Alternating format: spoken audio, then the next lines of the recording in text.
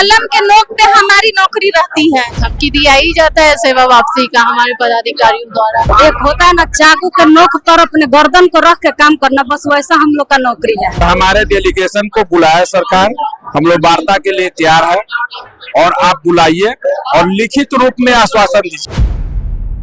नमस्कार, मैं शिव और आप देख रहे हैं खबर। देखिए अभी हमारी मौजूदगी एक बार फिर से पटना के गर्दनी बाग में है और बेल्ट्रॉन को लेकर है।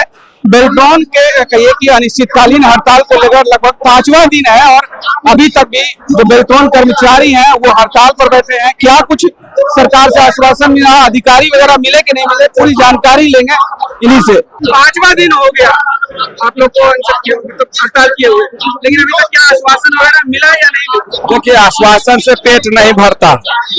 आश्वासन तो बहुतों सरकार में मिलता रहता है। आश्वासन से इस बार हम लोग नहीं मानने वाले। हम लोगों को लिखित रूप में जो भी चाहिए लिखित रूप में चाहिए और हमारे डेलीगेशन को बुलाया सरकार, हम लोग वार्ता के लिए तैयार है और आप बुलाइए और लिखित रूप में आश्वासन दीजिए। तो अधिकारी वगैरह मिले कि नहीं मिले? अभी आए हुए थे यहाँ के सिटी मजिस्ट्रेट लोग शायद आए हुए थे, हम उनको कहे हैं कि माननीय मुख्यमंत्री महोदय से वार्ता कराइए या मुख्य सचिव महोदय से। दो ऑप्शन उन लोगों को दिया गया है। अब देखिए क्या होता है। अच्छा जी, तो देखिए क्या होता है। और कुछ कर्मचारी और है, महिला कर्मचारी हैं, उनसे भी बात करेंगे। क्या मांगे हैं? 5वां दिन आप लोग हड़ताल कर रहे हैं, लगता है सरकार सुनेगी आपकी? बिल्कुल सुनेगी। हमारी मांग सिर्फ और सिर्फ सेवा समायोजन है।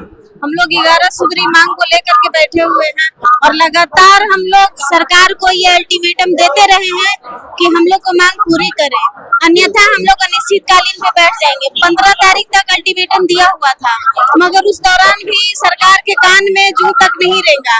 फिर हम लोग मजबूरन अनिश्चितकालीन हड़ताल पर बैठे हुए हैं। अगर अभी भी नहीं मानते हैं सरकार तो हम लोग मजबूरी में आकर के भूख हड़ताल कर देंगे। अभी भी वक्त है, सबको सब कुछ दे रहा है सरकार, देने वाली बात है।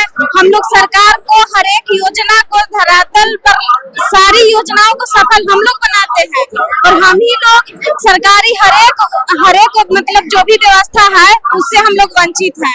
आखिर हमारे साथ ऐसा भेदभाव क्यों होता है? एक ये आउटसोर्सिंग का जो धब्बा है उसी की वजह से हम लोग को ऑफिस से लेकर के और हर एक जगह पे बहुत ही हीन भावना से देखी जाती है। यहाँ तक के एक कलम के नोक पे हमारी नौकरी रहती है। अगर पदाधिकारी का मूड खराब है, अगर उसमें हम लोग से कुछ भी गलती हुई या नहीं भी हुई तो हम लोग को एक कलम से ये कह के वापस कर दिया जाता है कि आप हमारे यहाँ कार्य करने के योग्य नहीं है। अब 10 वर्ष से 25 वर्षों से जो कार्यरत हैं वो उतना दिन से आपके ऑफिस संभाल रहे थे, योग्यता था उनके अंदर, और आज अचानक से आपको जब हम पसंद नहीं आ रहे हैं, हमारी काम जैसे चल रहा था वैसे ही चल रहा है, दिन पर दिन बोझ बढ़ते जा रहा है, मगर फिर भी हमारे सुनने के लिए कोई तैयार ही नहीं है। सरकार से यही हमारी बहुत ज्यादा रिक्वेस्ट है कि हमारी मांग को पूरी करे, अन्यथा हम लोग भूख हड़ताल पे जाएंगे, जिसका जवाबदेही स्वयं सरकार ही होगा। ये तो देखिए कुछ और महिलाएं हैं, महिलाओं से और भी बात करेंगे। आप लोग लगातार 5 दिन से बैठे हुए, सरकार सुन रही है आपको? सुनना ही पड़ेगा। अब इतना रीच हम लोग कर रहे हैं, जब तक सुनेगी नहीं हम लोग यहाँ से हटेंगे नहीं। जब तक सुनेगी तब तक नहीं हटेगी। क्या मांगे हैं? सेवा समायोजन। सिर्फ सेवा समायोजन? हाँ, सेवा समायोजन। आप लोगों की काम करने में भी परेशानियां होती है, जैसा कि कुछ महिला बता रही थी कि व्यक्तिगत रूप से भी परेशानियां होती है, तो आपके जॉब पर जैसे देखिए हमारे सब परेशानी है कि सेवा संयोजन नहीं है। जैसे कभी है सबको, जितनी भी हमारे यहाँ सरकारी कर्मी है उनको एसएल मिलता है, लेकिन हम लोग को एसएल लेने के लिए भी कि नहीं तुम्हारे पास नहीं है, ये चिट्ठी चाहिए वो चिट्ठी चाहिए, तो ये सब की दिक्कत आती है। कभी है कि चिट्ठी रद्द कर दिया गया, फिर कभी दिया नहीं गया, तो ये सब की दिक्कत हम लोग को आती है। महिलाओं को भी तकलीफ होती है, महिलाओं के लिए तो नीतीश कुमार अच्छा काम करता है, फिर आप लोग के लिए महिलाओं को तकलीफ होता है। सुबह से लेकर शाम तक काम कराया जाता है, रात में भी काम कराया जाता है। एक होता है ना चाकू के नोक पर अपने गर्दन को रख के काम करना, बस वैसा हम लोग का नौकरी है। दिन भर काम कराया जाएगा, कल का भरोसा नहीं है कि कल हम लोग का नौकरी रहेगा या वापस हो जाएगा। तो हमेशा ये डर सताता रहा। डर सताता रहता है। हम कहिए रहे चाकू के नोक पर अपना गर्दन रख के काम करते हैं, बस इतना समझ।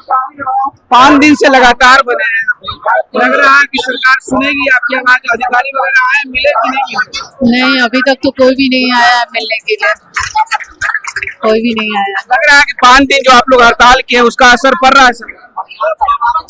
पढ़ना तो चाहिए, पढ़ना तो चाहिए सर, सरकार पे काफी ज्यादा काम ठप है जिला। ये आप लोग छुट्टी पे आए हैं या फिर मतलब ऐसी हड़ताल पे आए, तो आप लोग की नौकरी की तो संकट अभी भी बरकरार होगा? अभी भी बरकरार है, धमकी दिया ही जाता है सेवा वापसी का हमारे पदाधिकारियों द्वारा, धमकी मिलता रहता है हमेशा कुछ भी हो सेवा वापस कर देंगे, सेवा वापस कर देंगे। उन लोग के मतलब की जुबान पे बैठा हुआ है कि सेवा वापस कर देंगे।